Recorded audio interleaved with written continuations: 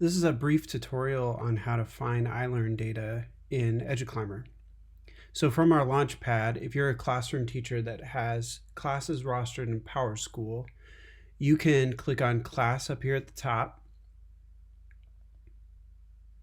And on the Class tab, you'll see up here at the top left corner a date drop-down menu that has the current year selected already. This is your roster year. So this is the roster year that correlates with your courses in PowerSchool. So to see this year's data, we want to keep this selected. And then you'll want to find your name in the drop-down menu. In the courses drop-down menu, you can select a single course or all of your courses. And then by selecting the course, you'll be able to select the period in the next drop-down menu. So for this, I will just click on a course. And then again, you have the options of periods here, or you can just leave that alone if you want to have all of a certain kind of course viewed at the same time. The next drop-down menu that has a date is your assessment year drop-down. So to see this year's data, we're going to want to keep this as 22-23. For me, I don't have ILEARN data yet because this is recorded before we got results. So I'm going to click on last year's data just so that you can see what that looks like. The categories drop down, you can either select some different subjects here, and those will be options when you have the data, or you can leave this blank to have those all as options. You'll see how that looks here in a minute. The assessment suite is where we want to select ILEARN. So if you open that up and click on ILEARN, then you should be good to go there. And then to see and generate the data below, you're going to need to select search. So as you've made changes to the top, you'll see that it real time does not change anything below that. So you'll always have to, anytime that there's a change, click search. And before I dive into this graph and the data, I want to go ahead and talk about if you're a teacher that does not have a PowerSchool roster, but you're more of support staff, or you have access to building level data or grade level data, you can see this same data here for an entire grade level by going to grade. And you'll see a lot of the same options, and the only difference here versus the class tab is you have schools and grade. So to be able to see that data, you'll need to select at least a grade from the grade drop-down menu, and then you can click on ILEARN. But all of the roster year and the assessment years have similar options as the class tab. So the first data that is displayed is a graph that has the number of students that are proficient versus the number that are not proficient. And along the side here, you'll see the actual number of students, and that correlates directly with this bar graph here. You'll also know that it has an average score, and this average score is the average scale score, and it correlates with this scale right over here. This is our scale score. So the two graphs are layered on top of each other, but they are not in direct correlation. And you can remove any of those items by clicking on the specific item in the legend below.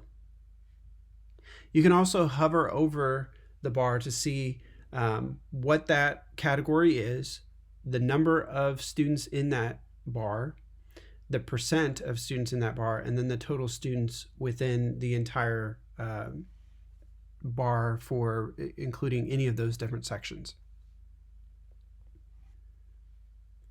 To see a further breakdown then of students that are not proficient, approaching, at, or above, you can click on this three-dot menu that also has some different items here that you can use to change from the number of students to percent of students. You can display those numbers on the chart.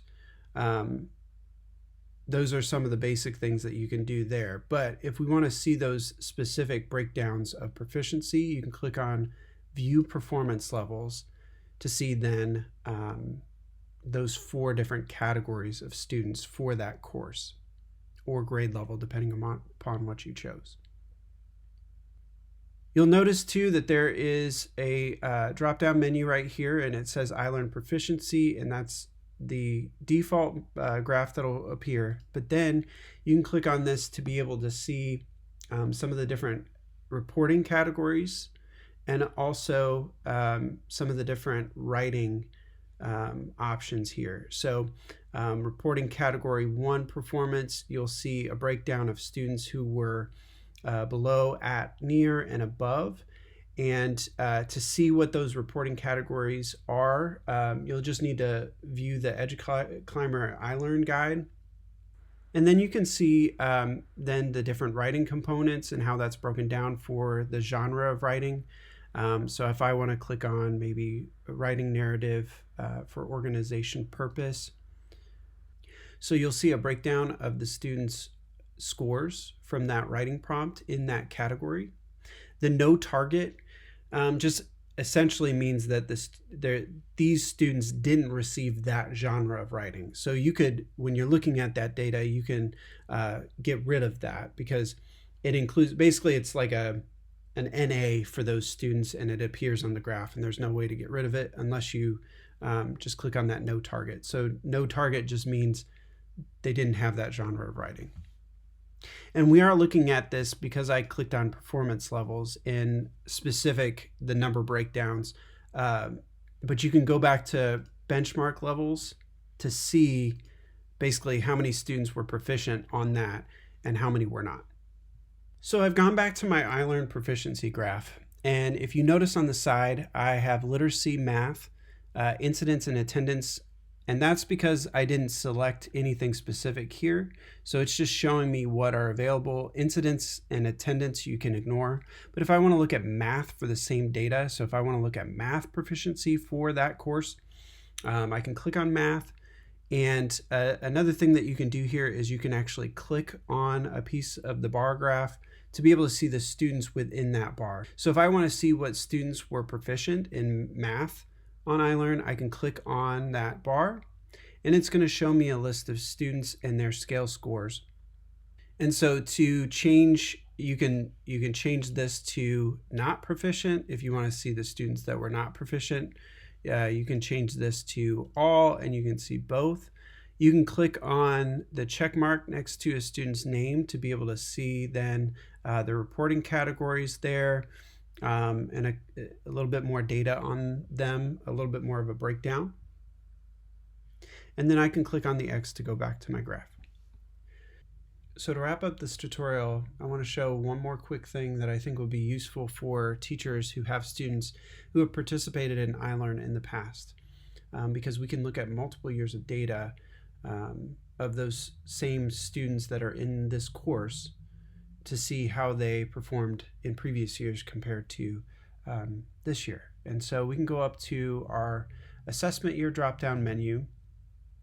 So again, since ILEARN data has not come out yet, and this has been recorded previously, I have 21-22 selected, but you'll want to have 22-23 selected. And then if you select 21-22, you could select 20-21, and select multiple years of data. You can then generate that in the graph by clicking on search. So I can now see these same group of students, their current performance and their previous performance. And again, so when you hit search, it's going to change it to number of students. So one thing that you could do is go up here to the 3-dot menu and click on change to percent of students.